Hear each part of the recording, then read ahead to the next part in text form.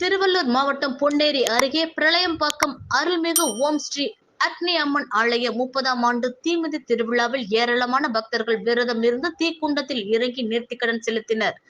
திருவள்ளூர் மாவட்டம் பொன்னேரி அருகே உள்ள பிரளயம்பாக்கத்தில் எழுந்தருளியுள்ள அருள்மிகு ஓம் ஸ்ரீ அக்னி அம்மன் ஆலய 30ஆம் ஆண்டு தீமிதி திருவிழா நடைபெறுகின்றது.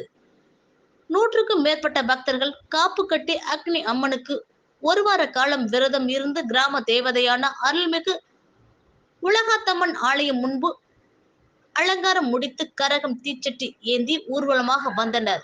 பின்னர் அக்னி அம்மன் ஆலயம் முன்பு அமைக்கப்பட்டிருந்த தீக்குண்டத்தில் 3 முறை இறங்கி தங்கள் நேர்த்திக்கடனை செலுத்தினர். இந்த விழாவில் பிரளயம்பாக்கம் ஊராட்சி மன்ற தலைவர் கண்ணதாசன் மற்றும் பிரளயம்பாக்கம் கிராம பொதுமக்கள் ஏராளமானோர் கலந்து கொண்டனர்.